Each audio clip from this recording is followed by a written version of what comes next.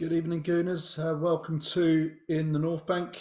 Another long-awaited kind of show just to get back on the chain again, just to talk Arsenal.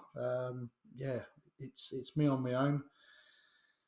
Friday night, not doing a lot. I've finished work and looking forward to match day. Obviously, games going on tonight in the FA Cup. But yeah, we're down to play on Sunday against Liverpool, so it's just the lull for that. So yeah, please just join us after this very important video.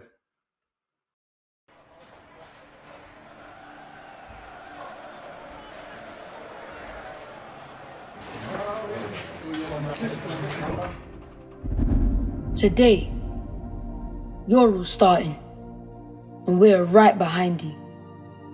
So get out there and make that difference that we always talk about. But we aren't talking about going for fame or glory. The difference this time is hope. Because from hope comes everything. When we can stop worrying about where we can walk, we can start to dream about where we can go and what we can be. One team in and out the stadium. We'll only get there if we can all grow. Tall trees need deep roots. You've got your minutes. And North London is watching. Everyone is watching. Let's make something happen. For all of us.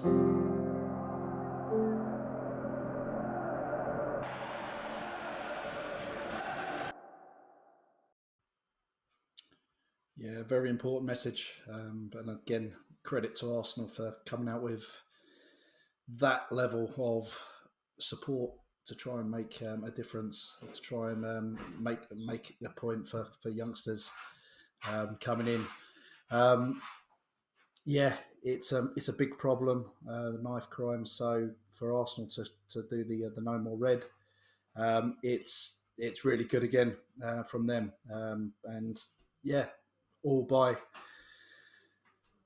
them really in what they do, because it's massively important, and we still see every day, every week, things happening which obviously should not be happening amongst our youth. And look, let's hope it does make a difference. But there was obviously the brilliant one I posted it earlier with the No More Red, the one with Idris Elba and Ian Wright. I'll play it at the end again, but a fantastic, real strong video with that real clear message. So yeah, get behind it again. We're playing in white again against Liverpool. Liverpool are honouring that as well, not playing in red. So it is good. But look, welcome to this kind of catch up, really. And yeah, you look at it, and we've had a busy Christmas period. I think I said going into December it was going to be a very busy month, and yeah, it was with the amount of matches that we played, and obviously how it ended.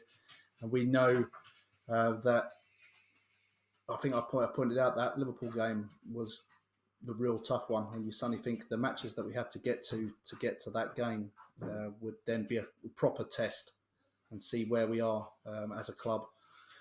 And look, we'll kind of go through it, but obviously a lot since I last streamed.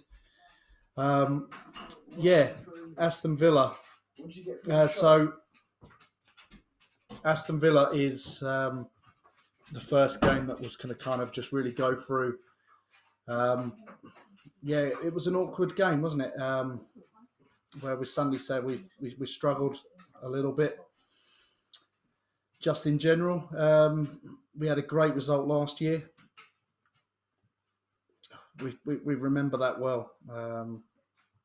And when you picture how that game ended today, um, yeah, I've got a real good feeling about that, and I know we were kind of done very early on, and couldn't get around them.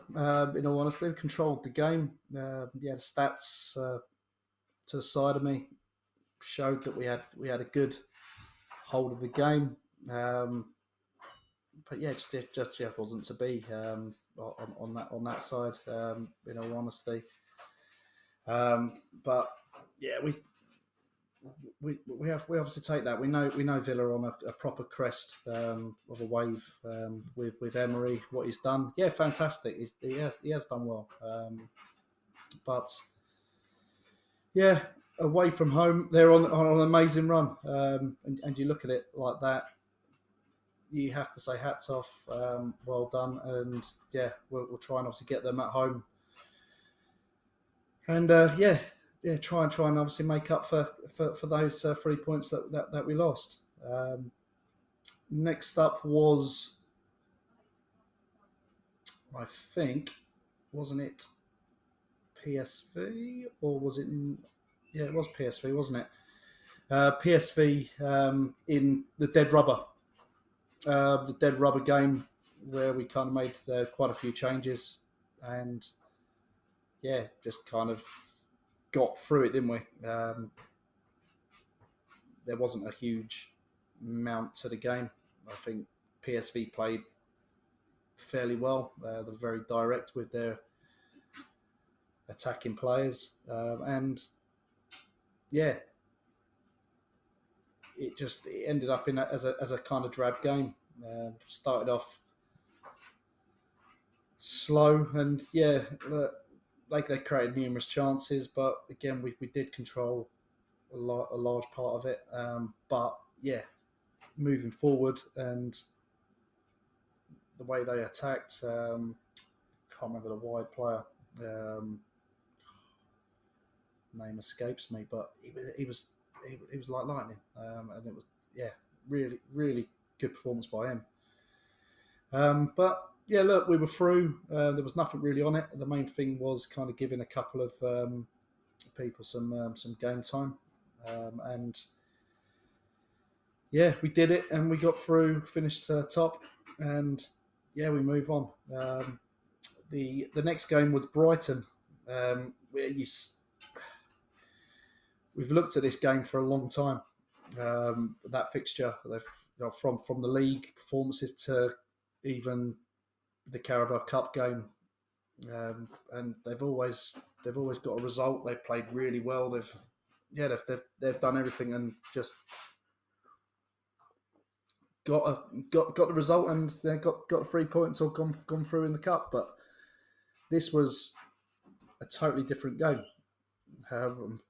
We we bossed the game in terms of shots and shots on target, and yeah, didn't have the whole game, the whole possession, but it was a fairly even game. When you look at it over the grand scheme of things, and I think we kind of just were creating the chances in and around the area, but without doing a huge amount with it. I say 26 shots. Yeah, I think it's a common theme. I think now, and certainly as obviously we go through the rest of the games, this is kind of one of our main kind of gripes at the minute, where we're not ruthless enough. But yeah, look, when we look at that game, home to Brighton, and we know the record that we've had with them, I thought at that point that was a real good performance to then take on to the next games. Obviously, bearing in mind you then make that big journey to Anfield, and it's it's a feel good factor, and that's what we kind of needed after the Villa Park game. So yeah, going on to Liverpool, it was probably one of our better performances at Liverpool. In all honesty, I don't think I remember a trip there where we were 100% on it. I don't think I've ever seen us really play for certainly for a long time anyway with a fair bit of control. Going by the amount of shots Liverpool had, we had like even amount of shots again, possession and the passes. Really nothing to kind of put us aside. It was all very even, well contested, and yeah, I felt, even though it was very nervy, because when obviously Liverpool score, you do wonder. You suddenly think, oh, okay, well, if they get a couple more, and yeah, we did ride our luck a little bit, but we got through it, and yeah, come away with a very very precious draw. So uh, yeah, just one of those. Take the draw, move on. And to be honest, if we took that at the start of the season, um, you'd be saying, yeah, I would. Fair enough. I'll be taking that. So, excuse the noise.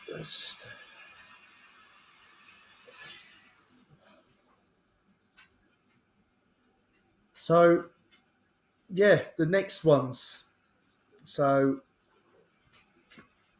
this is where we had a big change in how I think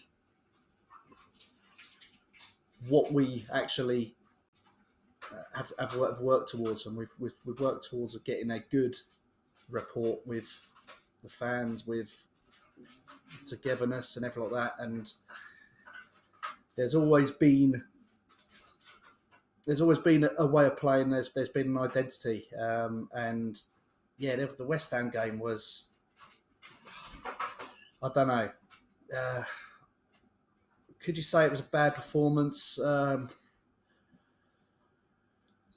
No, I don't think it was a bad performance, in large areas. I think, going by the amount of chances that we did create again that common theme: 30 shots, 8 on target, 75% possession. We controlled the game. Yeah, it's we we totally controlled the game, but got done by, a very suspect goal. Yeah, we don't know if it was in or out, but we have to accept it. And yeah, they scored, and then from a header from set piece, and the amount of chances that we had in and around the box and the touches inside the box should have resulted in a goal. Had we scored a goal, I think it might have been a different story. I think we would have had the chance to kind of move on and really get into the game. But I think just the way we just weren't at it. And it all stemmed as well from bad touches to, just real loose control. And every time we got in those little tight situations, we couldn't deal with it because we either had a poor touch or the ball got away. And the West Ham defended really well. They cleared the lines, and they looked to counter when they could. But as I say, we did control large swaths of the game. But as I say, if we got the control and the ball in and around the box, but you're not doing anything with it, it's pointless having it. It was a real disappointer. And yeah, I think the weather was atrocious as well. It was just one of those real dire kind of evenings where it was just like nothing was going wrong, and you kind of wanted Arsenal to kind of just kick on and show something in that game, and yeah, it just didn't. And then the goal just kind of took any energy from the crowd, and we were just a little bit, just wanting. So Yeah, that was the first game, and you're suddenly thinking, let's let's get on to Christmas, and then sorry, after Christmas, and then you get on to New Year, and New Year's Eve, and I think messed up our New Year's celebrations. That performance, it was a performance that I've not seen for a long time. I'll go back to say like the Emery kind of time where we've seen a performance like that, and I'd say it's turgid, very very short of ideas. We conceded, sorry, we scored in the first 5 6 minutes, and you're suddenly thinking, hang on a minute, this is good, and then you suddenly look at it, we just lost our way totally, and just off the pace. Don't know whether or not it was down to fitness, and yeah, people carrying knocks. Really don't know. But it was a shocking performance away from home at a ground we normally do well, and yeah, I found it just really painful to watch. And the longer it went on, the less likely I thought we were going to go and score. I mean, I don't think we could have trapped wind in that game. It was so poor, and yeah, as I say, not something I've seen since the end parts of the Emery era, and yeah, a worrying sign. Just on that side where you suddenly think the mentality of the group that we've got, we've surely overcome those kind of games, and yeah, we obviously haven't. So yeah, it's one of those. So I'm hoping this game on Sunday will be a good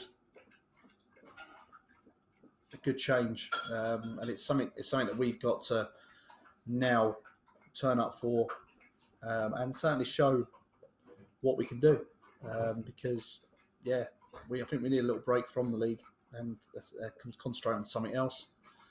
And the FA Cup is a great one to do. So let's hope we put in a good performance, and yeah, hopefully get through the third round into the fourth round, with certainly more luck than we had last year when obviously we had City away, didn't we? And that was a frustrating game as well. But yeah, look, let's hope. But that's Sunday. Um, just wanted to talk about the style of play as well, and we're talking about the differences between last season and this season, and yeah, we've not been as potent, we've not been as creative, I feel, as a group. I think Arteta's tried to make us harder to beat, and show that we can be a bit more competitive all around the pitch. Because yeah, there were too many times where we were being caught on the counter attack, and yeah, don't get me wrong, we're starting to see little chinks now where it's all not coming together.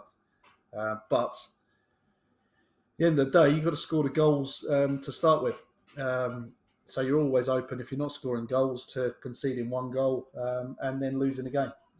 It's one of those. It's just we have to get back to the drawing board. We have to work. And we've got to be positive. And yeah, really has to be done in a good way where we've got to start improving as a group. And I know we've had injuries, and we look at the start of the season, brought injury in Timber. We obviously weren't expecting him to be out for near enough the season with a knee injury. To have that done on your debut is yeah, real gutter, and I think obviously that was a big part of Arteta's plan for this season. You look at losing two of your midfielders your central midfielders from last season. You consider Partey and Xhaka. We've missed Xhaka immensely. I think, and he's showing it. He's showing it in Germany. One of the best in the Bundesliga this season, and yeah, Leverkusen doing really well. But I think you take any team in the top four, top six, to miss kind of say two central midfield players, the ones that are actually one of the mainstays in last season. I think your team's going to struggle, certainly for fluidity. Yeah, I think any team would struggle for that. Get your thoughts in the chat. Let me know your thoughts about the style, please. Yeah, I just think where we've tried to change it and we've tried to be a little bit more pragmatic in and kind of deal with what other teams are kind of putting on us. Certainly, the latter part of the season would have hurt Arteta quite a lot, and I think that's where this competitiveness he wants to improve. So we're not caught out and we're not too open, and we are getting those results in those tight games. Because I think that's where we kind of struggled in those kind of little real tight games, certainly against the top teams. But as I say, when you look at it and you still say we know we can't rely on Partey because of his injuries,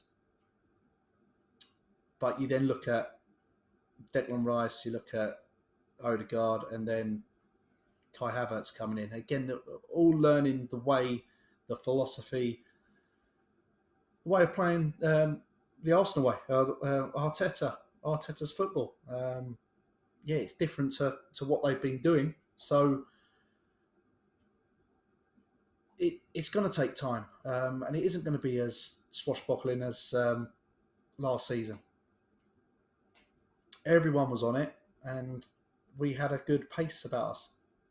Yeah, we've lost that because we've tried to be a bit more wary, I'd say, maybe on those counter-attacks. Yeah, this inverted left-back role, I think we're seeing from last season, we were like, it's a revelation. Not so much a revelation, but you're suddenly seeing like Zinchenko, and it was like, oh, he's like unbelievable, the things he does. But the more you're seeing him, and it's not he isn't a bad player, but he's not really a defender. Yeah, as a left back, I wouldn't class him as a left back. He's not a great defender.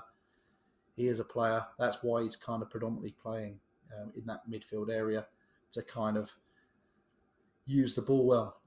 But even then, I find he's probably one of the most guiltiest people for giving away the ball, and yeah, making mistakes, a bad pass, and I know it's risk and reward, but we have to be a little bit careful, certainly in those kind of areas where those kind of passes are kind of like awry, and it puts the team on edge, and yeah, you look at it, there isn't a lot behind him, and so we've got Tomiyasu, and then Tomiyasu gets injured again.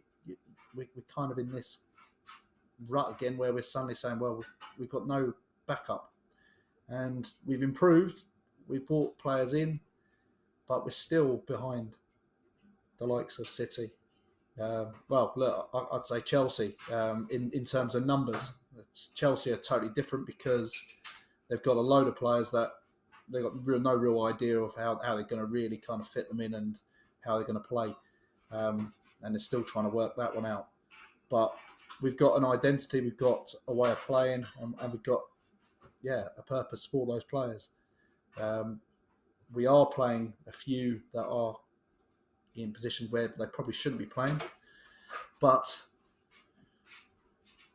we have to roll the dice what we've got. We can't really do a lot, in all honesty. And yeah, this time of the year, the transfer window open. I think our hands are to be honest, fairly tied. I think we can't go and splash 100 million, 80 million on a player this window. Um, yeah, look at a Raya deal on loan to buy him next season. That was because of it. And you look at any other deals, they've got to be in that similar ilk. I think, unless we have got plans to kind of get rid of, I would say, 2 or 3 players that are not kind of playing. Um, one big one was obviously the Raya and Ramsdale. We've done it before with Liam, and the Raya versus Ramsdale debate, it carries on. Every game we look and we suddenly think that something's not right. Something's not right in the makeup and the whole kind of setup of the team. You look at last season, you do think, you go through and you look at the confidence that we had as a group, the confidence that Ramsdale was kind of instilling in the defence.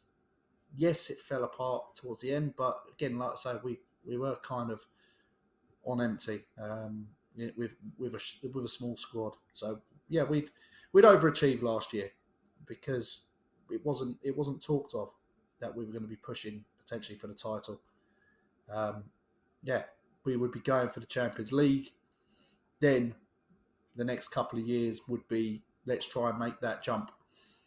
Um, but yeah, you look at it, we've done it, it's brilliant, but you've got to stay there, and this is the key. We have to try and trim something out of. Hold on, where's my graphic? It's not appearing. Yeah, it's not showing for some reason. What about something else? No, I've lost it.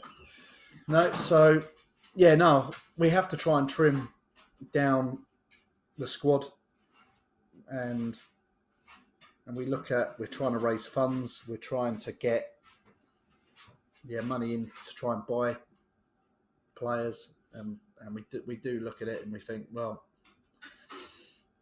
who can we really easily kind of get rid of, as and want to get rid of. In all honesty, when we look at Ramsdale, obviously has signed the contract. We still don't know if Arteta is going to say yes, we're going to go for Raya. In all honesty, it looks like he is. Yeah, I think it's widely known. I think he is looking to trigger that in the summer.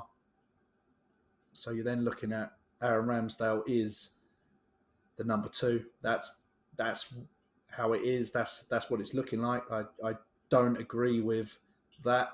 I don't agree with upsetting the apple cart. I think there were more pressing issues within the squad to deal with, rather than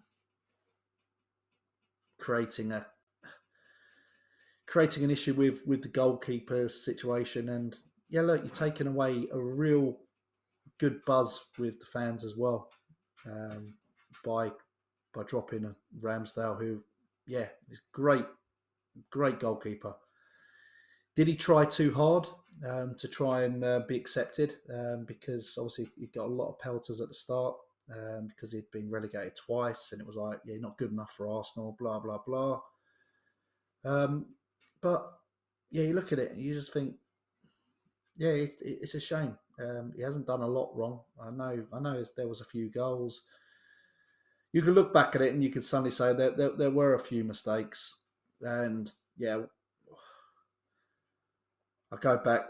I'd say that goal against Sporting that knocked us out from halfway line, and you look at those little things, and yeah, I probably would say if anyone was kind of there and out of the box or playing high as a goalkeeper, they would have been beaten by that. I don't think Raya would have made any difference in that situation. I don't think he would have maybe saved it, but little things like that.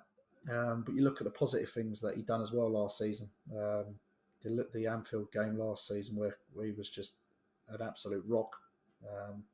And there were numerous ones home and away, where he's pulled out some unbelievable saves. Raya hasn't really. Well, look, a save against Man. Was it Man? It was Man United, wasn't it? Man United, where he come across the whole goal to then make a save. But yeah, his performances not been eye catching. Put it that way. I wouldn't be classing it as an upgrade to Ramsdale. But what we see ourselves now is that we've got almost an expensive cheerleader. In all honesty, where you got Aaron Ramsdale probably going to fetch 40, 45 million for a goalkeeper. I potentially think he could potentially go more. That's how I see him. I think as a young goalkeeper, a young English goalkeeper with experience, I think he could catch us a lot of money. And I hope this isn't the reason why we've done it like this, because we've got to try and balance it. And we know FFP is really affecting us. And this is why I think that unless we've got something up our sleeves to kind of move people on, we're not really going to be doing a lot. I look at Ramsdale. Trouble is, if we do get rid of Ramsdale, we've got to buy a new keeper, or get a lone goalkeeper in, or stick with Cole Hine. And you look at it and you just think it's a massive gamble. And I say if we are pushing for the title, and we then get an injury for Raya, that is a big bite on your arse on that side. It's one of those where you can sell him to improve the squad. Yeah, so you've got someone in that we actually need, that can actually make a difference on the pitch, as opposed to having a goalkeeper that knows it in probably himself that he's not going to play, and he's just sitting there. And it's not the wages; it's the value to be had. And you suddenly look at it, the more he kind of sits on the bench, probably the less we will probably be able to get. But you can never say never. At the end of the day, Raya could get an injury at some point. You never know. And all of a sudden, Ramsdale's cast in and doing what he does best. And that's what he's got to get back to. He's got to get back to playing with a smile on the face and actually showing what good goalkeeper he can be. And yeah, I think there's some big decisions to be had with what we do. I just look at even the defenders, and you're looking at Cedric and Kirior. They're the only two that would be looking probably to push on. In all honesty, I think they've not. Yeah, Cedric obviously has been a perennial kind of what a player to be kind of got rid of, and he's survived 2-3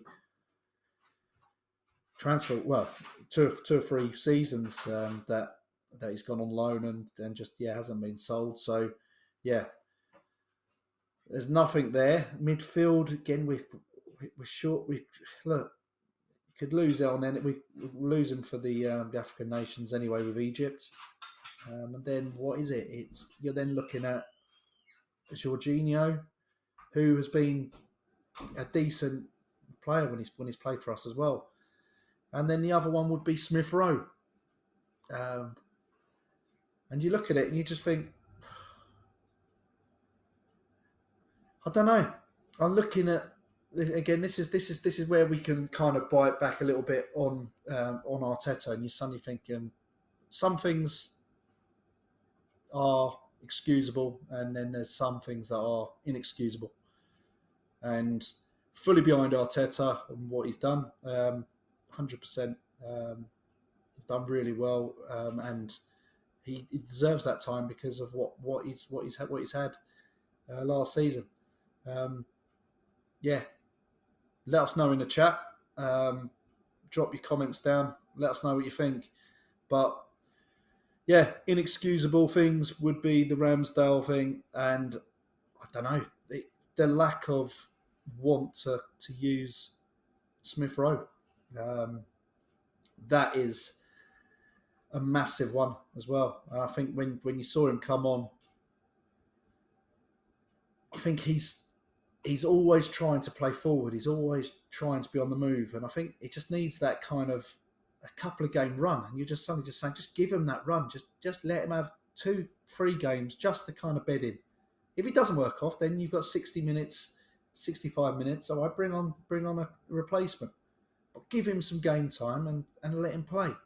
No Vieira now for quite a bit, so he has to kind of play. Obviously, Thomas Partey being out probably until next month. Again, could we sell him?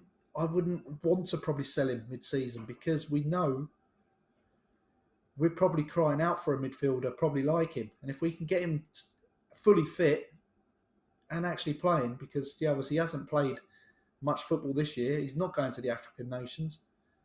And yeah, why not just get him done, and then we can address it in the summer, can't we?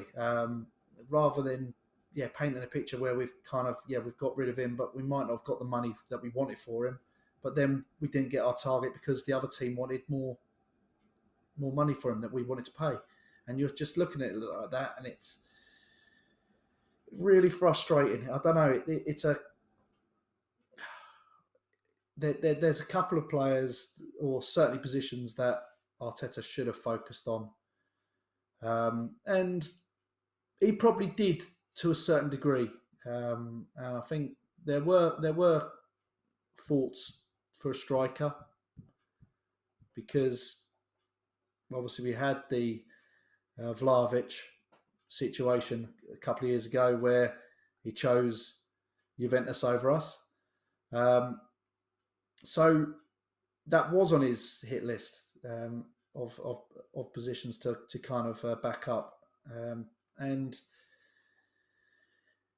yeah, a lot of talk about Nketiah, Reece Nelson, 2 players where you suddenly think, Reece Nelson, young. Eddie, look, he's a youngster that is now growing into midway into his career now, and he has to start showing more. But again, the style of play, does it suit a player like Eddie Nketiah? And how does our style of play evolve to try and get the best out of him? And this is where I think we're kind of at this position. And this is something you could kind of question Arteta again. You're suddenly thinking, well, you've got a way of playing. You want to play this way. But again, when you've got a player that likes to play higher up the pitch, wants to use his pace, turn a defender and get in behind, why don't we try and play that way? Why don't we try a couple of games where we can kind of really kind of quicken it up and get something on him, because he isn't a Jesus. He isn't a player that will come deep and try and link up play. He tries to do it the best he can, but it isn't, I don't think, natural to him. So you're looking at that when you're suddenly thinking, if he buys anyone else, they've got to do exactly the same. Yeah, you could buy,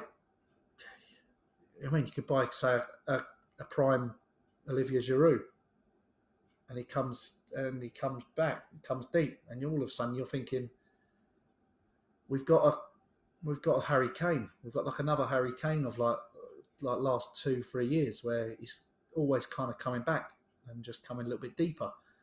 I want my striker to be higher up the pitch and causing havoc. But yeah, just too many times I just think we've got almost too many bodies around, and it's nice little quick interchange passes in the middle, but sometimes I think you just find you do get in the way. Someone meant was it Jamie Redknapp was mentioning, wasn't it, about Kyrgios, wasn't he? Was it Kyrgios? And he was getting in the way. He was getting in the way of like the build up and just in midfield, and it was just like taking up people's space. And no, I see it. I see it all around the pitch where it's a little bit too intricate, and it almost needs to be a little bit. Let's turn teams over a little bit more and make it harder for them, because at the minute it's really easy to play against us. Hence, we've seen the results that we've had. You get a low block against us, and we struggle. And yeah, really frustrating just to see this bit here. And look, my only saving grace is that we can't overthink it. Yeah, there's so much football to play, and in all honesty, I'd rather us not be playing at our max now or before Christmas. I'd rather us be kind of purring, and then towards the end of the season we start picking up. And look, I'm hoping we do really pick up, because certainly need it. And we need, obviously, people, the fans, to really get behind the club, because at the minute, it's a bit off.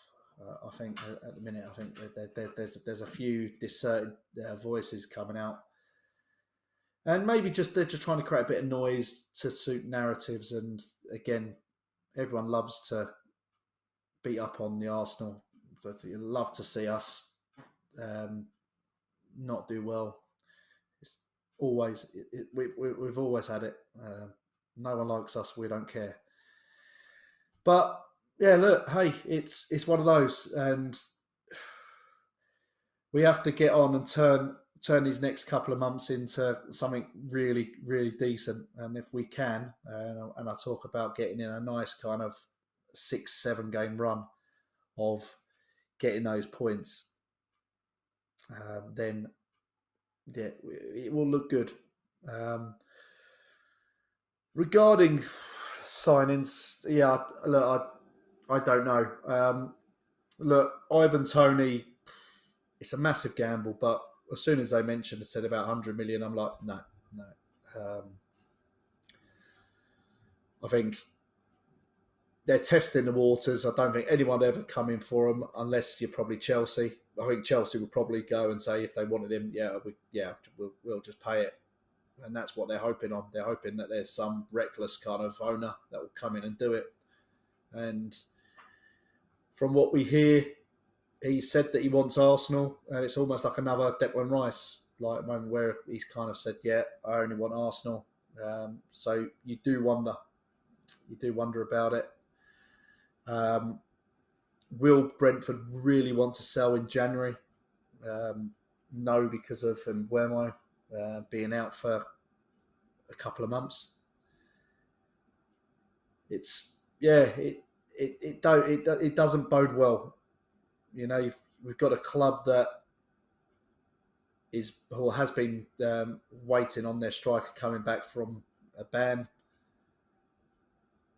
Then their other striker then gets injured just as he's about to come back on, and then you suddenly think about, like, okay, all this talk about him leaving as well, and you're suddenly thinking, well, look, we're not selling him because we need him.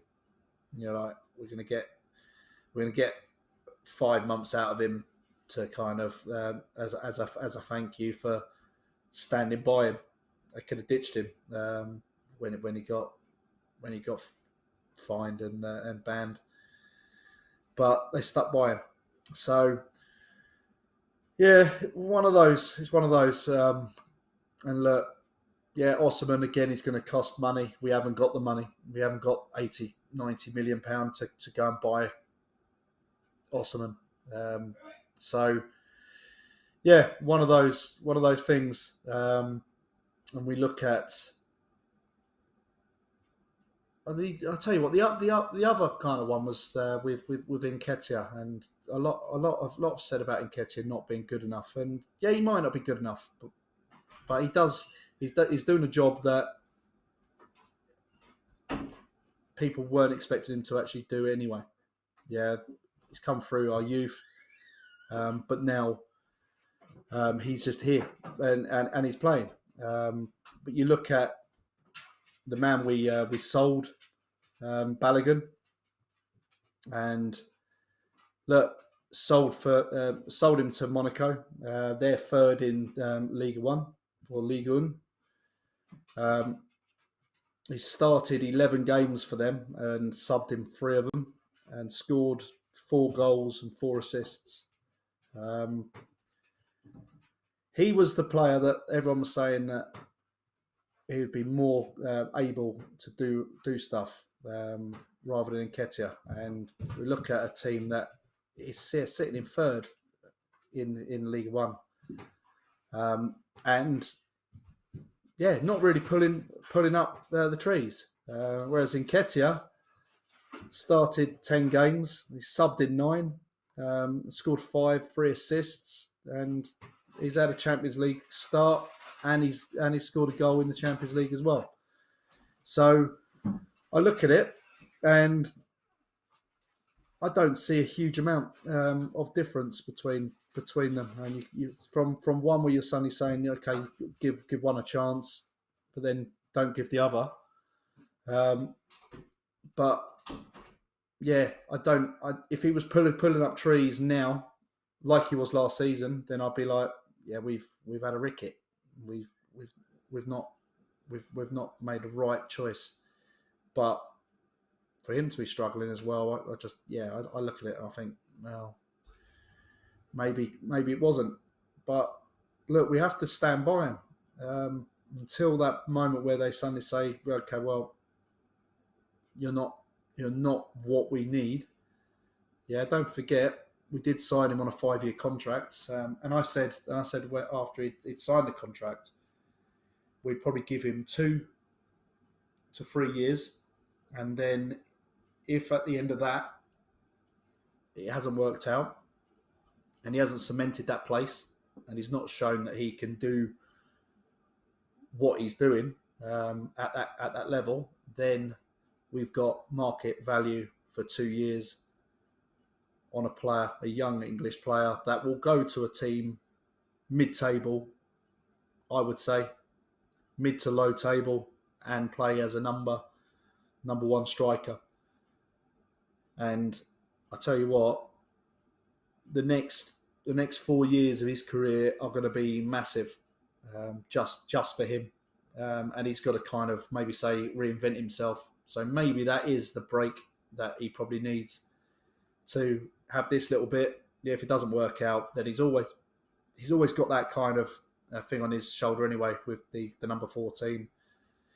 It's not great. A lot of pressure on him because there are a lot of expectations that probably he was never going to kind of really achieve. Certainly in the way that he's asked to play for Arsenal. So yeah, as an option and a make weight for Ivan Toney, that is a potential. That's the only way I could see anything happening with Ivan Toney coming in this window. Or I think, in fact, a striker. I think he will roll with Jesus, but I hope he'll be looking to get more input from the midfield and those wide players. Whether or not we're going to sign anyone, I don't know. We know too much or too many times that we don't sign anyone. we very rarely sign anyone in January, and we're always waiting to the end of the transfer window, deadline day. Who are we going to sign? And it's like quiet, and then we gently go to sleep, and then and that's it. And then we wake up to nothing. And then it's just deal with what we've got. But yeah, need to help Saka out. We say that's another one where he needed to be helped out a bit more because yeah, he has been run to death really. Uh, there's a lot going on.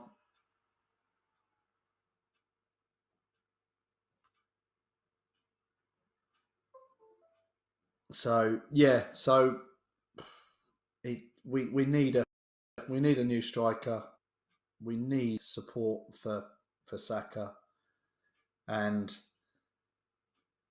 yeah, Martinelli again just needs that proper push. And again, I question whether or not he's kind of played to his potential as well because you look at it, he's often found isolated, and I just wonder whether or not he could play a bit more central. I'm not talking of playing actually as a number 9 or whatever that, but I want to see him a bit more kind of real kind of with someone else. And at the minute, because of the Zinchenko tucking in, yeah, I look at it, I just think, well, he does feel like he's just kind of fighting a battle on his own. And you look at it, you just think, well, just give it, just give it a chance. Um, yeah, so I don't know. It's um, it's really tricky.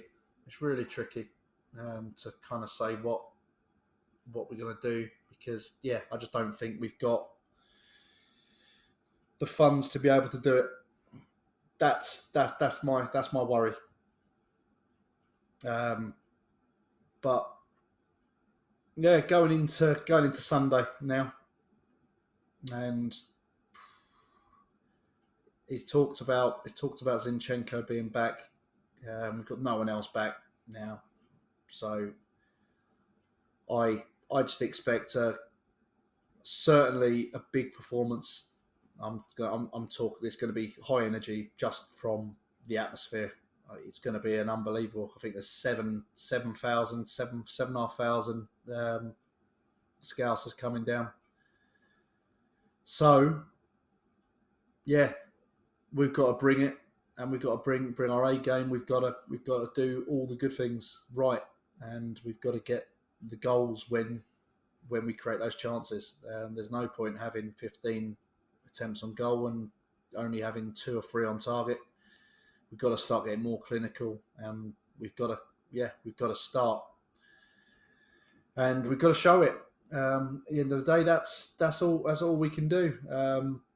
And if we come away and we don't win, but we played really well, then I say, all right, fair enough. We have done it. We know Liverpool are a very good team this season.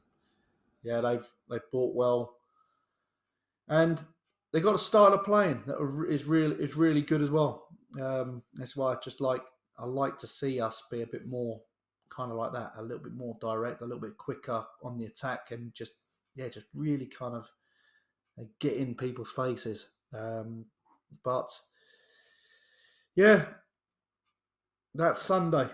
Um, but yeah, I think we owe it to ourselves to show what we can do in the FA Cup.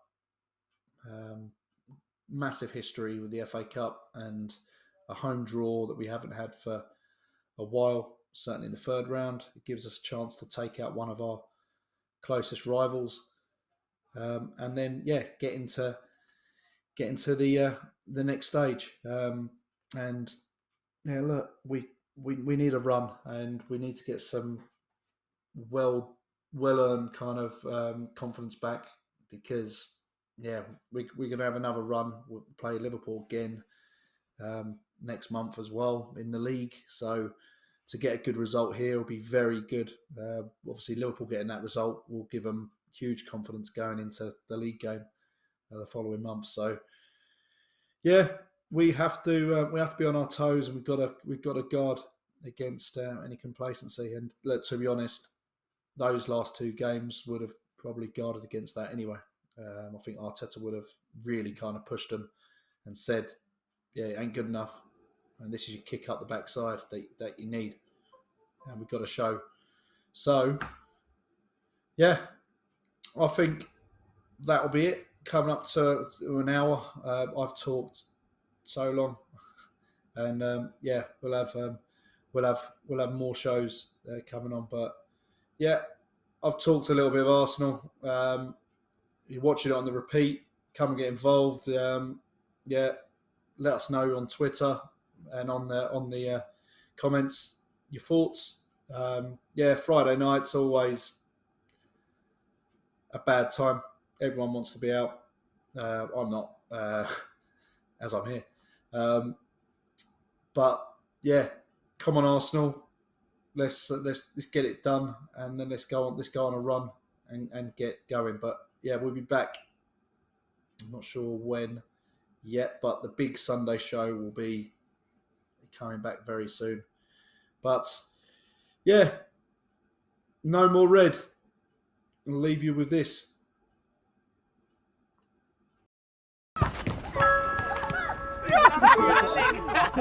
I ain't got ready for that one still. It's been like 3 weeks, you just been looking at me.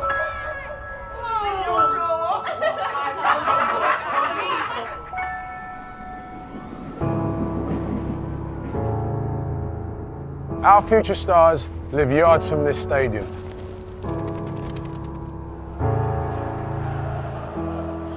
They look to this place, as we all do, for inspiration. Nice, good touch. 1 and 2 touch. Check the shoulders, boy. It's getting harder to see though. Go back. Take him. They're looking elsewhere. They're looking over their shoulder. It's blades, it's beef, it's madness. These kids are killing their future. It ain't about that noise. For God's sake, man! So how do we change this? Options. Complete angles. Everyone needs inspiration. This game we love, it can change our lives. We've got the colours they love.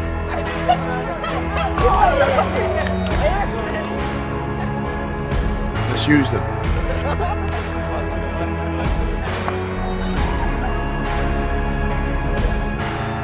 No more red. No more red.